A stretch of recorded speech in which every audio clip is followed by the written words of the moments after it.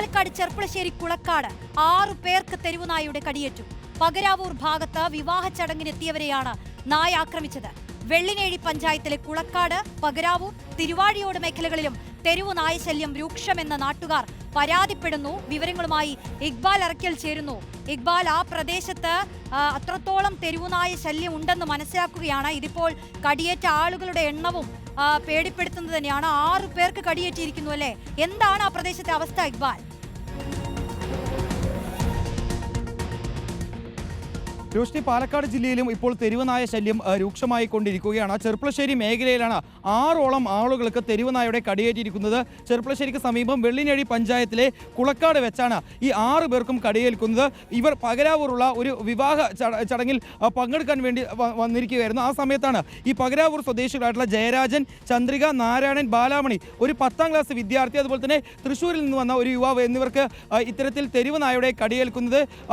ഈ നാട്ടിലിറങ്ങിയ വലിയ രീതിയിൽ ഭീതി പടരുന്ന ഒരു തെരുവുനായ ഇവരെ എല്ലാവരെയും മാറി മാറി ആക്രമിക്കുകയായിരുന്നു എന്നുള്ളതാണ് നാട്ടുകാർ പറയുന്ന വിവരം എന്ന് പറയുന്നത്.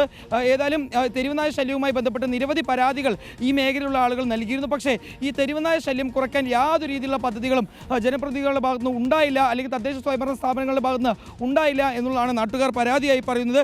വെള്ളിനേഴി പഞ്ചായത്തിലെ കുളക്കാട്, പകരാവൂർ, തിരുവാഴിയോട് മേഖലകളിലാണ് തെരുവുനായ ശല്യം രൂക്ഷം എന്നുള്ളതാണ് നാട്ടുകാർ പറയുന്ന വിവരം. ഒരു വിവാഹ സദസ്സിൽ പങ്കെടുക്കാനെത്തിയ 6 പേർക്കാണ് കടിയേറ്റിട്ടുള്ളത്.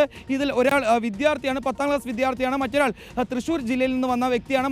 ബാക്കിയുള്ളവരെല്ലാവരും പകരാവൂർ സ്വദേശികളാണ്. ഇവർക്ക് എല്ലാവർക്കും തെരുവുനായയുടെ കടിയേൽക്കുന്നു. ഏതായാലും ആളുകൾക്ക് വലിയ രീതിയിൽ പരിക്കേൽക്കുന്നു. അവർ പിന്നീട് ആശുപത്രികളിലേക്ക് എത്തി ചികിത്സ നൽകി ഇപ്പോൾ വീടുകളിലേക്ക് മടങ്ങുകയും ചെയ്തിട്ടുണ്ട്.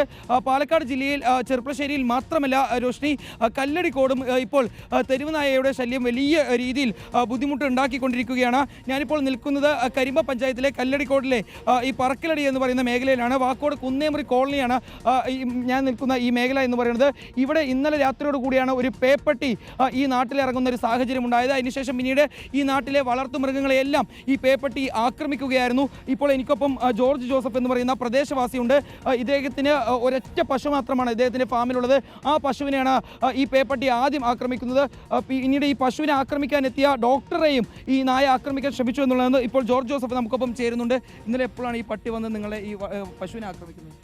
7:40 അപ്പോഴാണ് ഈ നായ ഓടി മുറ്റത്തോട്ട് കയറി വന്നേച്ച് അങ്ങോട്ട് ഓടി ചെന്നിട്ട് പശു അന്നേരം അലറുകയായിരുന്നു.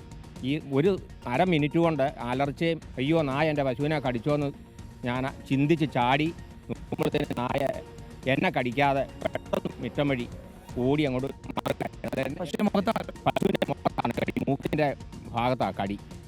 നമുക്ക് മനസ്സിലാവുകയാണ് ആ വിഷയം. ഇതിപ്പോൾ പാലക്കാട് തന്നെ ചെർപ്പളശ്ശേരിയിൽ നിന്നും ഇന്ന് ആ വാർത്ത വന്നു. മാത്രമല്ല കല്ലടിക്കോടും തെരുവുനായയുടെ ആക്രമണം എന്നാണ് ഇക്ബാൽ വിശദീകരിച്ചത്. പാലക്കാടും തെരുവുനായ ശല്യം രൂക്ഷമാണെന്നുള്ളത് നമുക്ക് വ്യക്തമാവുകയാണ്. നമ്മളിപ്പോൾ മറ്റൊരു വാർത്തയിലേക്ക് കൂടി പോവുകയാണെങ്കിൽ ഈ കരിമ്പ കല്ലടിക്കോട് പറക്കിലടിയിൽ തെരുവുനായയുടെ ശല്യം നടന്ന സ്ഥലത്ത് നിന്നാണ് ഇക്ബാൽ അത് വിശദീകരിച്ചത്. പാലക്കാട് ജില്ലയുടെ സാഹചര്യമാണ് നമ്മൾ ഇപ്പോൾ കണ്ടത്.